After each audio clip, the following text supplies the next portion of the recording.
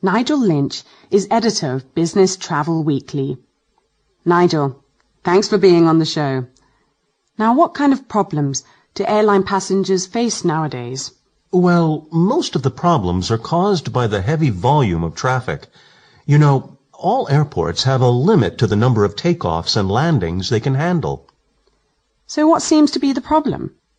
All flights from a busy airport arrive and leave at more or less the same time. If 60 aircraft are scheduled to take off between 5 p.m. and 5:15, and the airport can only handle 120 an hour, that means some will always be late landing or taking off. And if the weather is bad, well, you can imagine what the situation is like.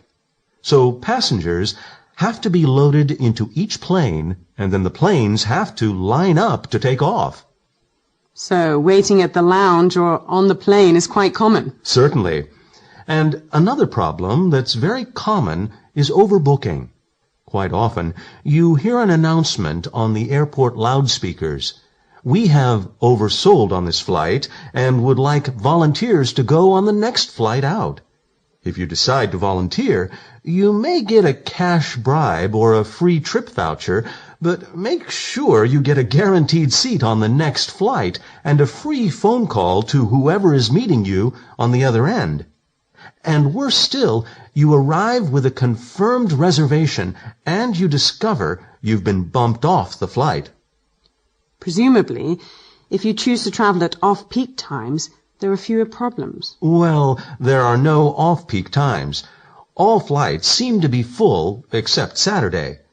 I don't quite understand why this is so. You know, if there's a public holiday, things are likely to be especially busy. The special fare systems on the airline's computers encourage more people to fly on less popular flights, and this means that as a result, all flights are equally full. So what advice would you give to business travelers? I'd say avoid big airports if you can. The reason is there are too many flights there. Then remember not to check your baggage if you can help it. Another thing is, be prepared for delays. Take something to eat and drink in your hand luggage. Nigel, what kind of mistakes do inexperienced travelers make? The first mistake business travelers make is to take far too much luggage. Remember, take only carry-on luggage, because at most airports you can get away with 2 small bags. Oh, I see. Another mistake people make is to think that you have to pay full price for air tickets. You should find out about the different ticket options. For example, an RTW fare can save up to 40% on normal fare. Excuse me, what is RTW? Round the world. For example, if you're going to Australia from the USA, you could go out via Singapore and come back via North America. And another way to save money is to see if a ticket to a destination beyond is cheaper. For example, a ticket from Amsterdam from London to New York may be cheaper than one straight from London to New York. That's very useful information. And another mistake is to go away for too long. Most people's efficiency and energy start to fall off after 2 weeks away.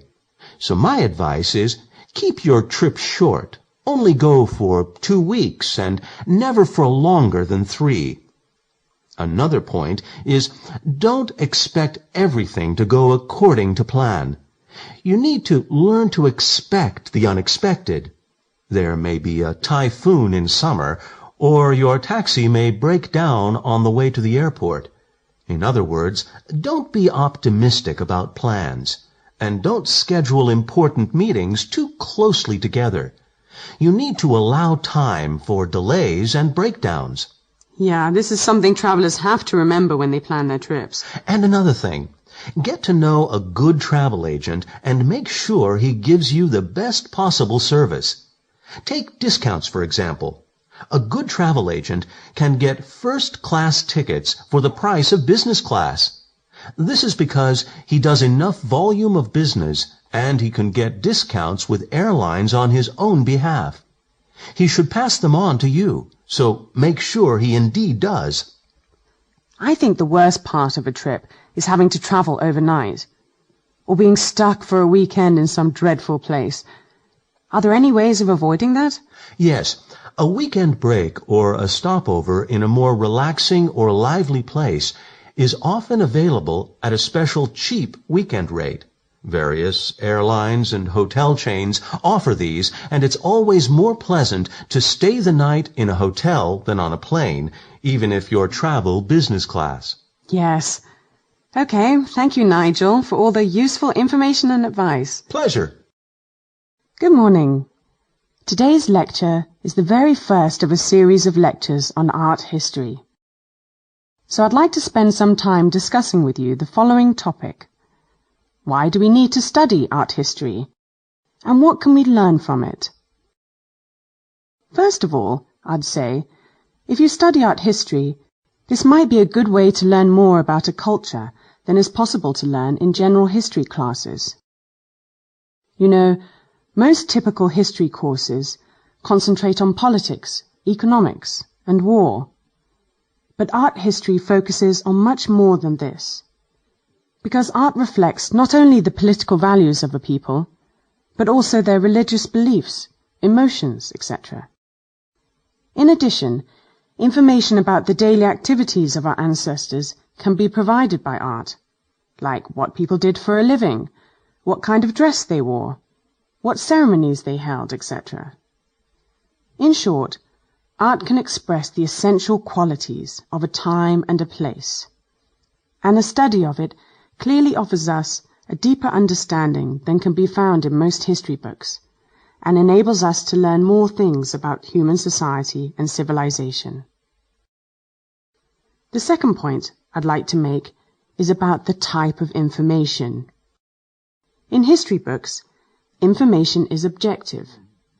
That is, facts about the political, economic life of a country are given, but opinions are not expressed. Art, on the other hand, is subjective. It reflects personal emotions and opinions. For example, Francisco Goya was a great Spanish painter, and also perhaps the first truly political artist.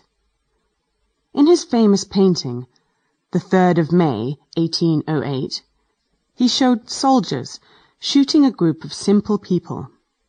His description of soldiers and their victims has become a symbol of the enormous power, or the misuse of this power, that a government can have over its people. Over 100 years later, on another continent, the powerful paintings of Mexican artists depicted their deep anger and sadness about social problems. In summary, through art, you can find a personal and emotional view of history. Thirdly, art can reflect a culture's religious beliefs. For hundreds of years in Europe, religious art was almost the only type of art that existed. Churches and other religious buildings were filled with paintings that showed people and stories from the Bible. By contrast, one of the main characteristics of art in the Middle East was, and still is, its absence of human and animal images. This reflects the Islamic belief that these images are unholy. Thus, on palaces, mosques, and other buildings, Islamic artists have created unique decoration of great beauty with images of flowers and geometric forms, for example, circles, squares, and triangles. The same is true of other places, like Africa and the Pacific Islands. Art also reflects the religious beliefs of traditional cultures in these places. As a matter of fact, religion is the purpose for this art, and is, therefore, absolutely essential to it. Traditional art in Africa and the Pacific Islands is different from Christian art. Christian art influences people's religious feelings towards God, but the goal of traditional art in Africa and the Pacific Islands is to influence spiritual powers, that is, gods, to enter people's lives. Each tribe or village there has special ceremonies with songs and dances to make sure that crops, animals, and people are healthy and increase in number. The dancers in these ceremonies wear masks, headdresses, and costumes that they believe are necessary to influence gods. So these masks and headdresses themselves are a very part of the art. As we've said, art depends on culture. Different forms of art result from different cultures. Similarly, the way that people view art also depends on their cultural background. This is my fourth point. For most Europeans and Americans, art is mainly for decoration. It is something on a museum wall or in a glass case. It makes their homes more attractive. People look at it and admire it. Oh, what a beautiful painting! Besides, ideas are often expressed in this art. This is a wonderful statue, an admirer might say. It makes such a strong anti-war statement. But in other places, art is not considered to be separate from everyday existence. It has a function. It has a practical role to play in people's lives. A person in a tribal society might look at a mask and say, "Oh, this is a good mask. It will keep my house safe." In brief, the way in which people enjoy or appreciate art depends on their culture. To conclude my lecture, we can say that art is a reflection of various cultures. But at the same time, we have to remember that art also reflects the changes in society that take place when different cultures influence one another. As people from tribal societies move to urban areas, their values and beliefs change accordingly, and their traditional art forms begin to lose their function. At the same time, urban artists begin to learn a lot from traditional art. For example, African masks and figures had a great influence on Picasso's works. And many American and Canadian artists studied the simplicity of Japanese painting. The result is that as the world gets smaller, the art of each culture becomes more international. Okay, this brings us to the end of our lecture. I hope that after today's lecture, you will understand better the significance of a study of art history. Art enables us to know more about human history, for example, people's views and opinions about certain historical events, and what's more important, about different cultures, their religious beliefs, perception of art, etc.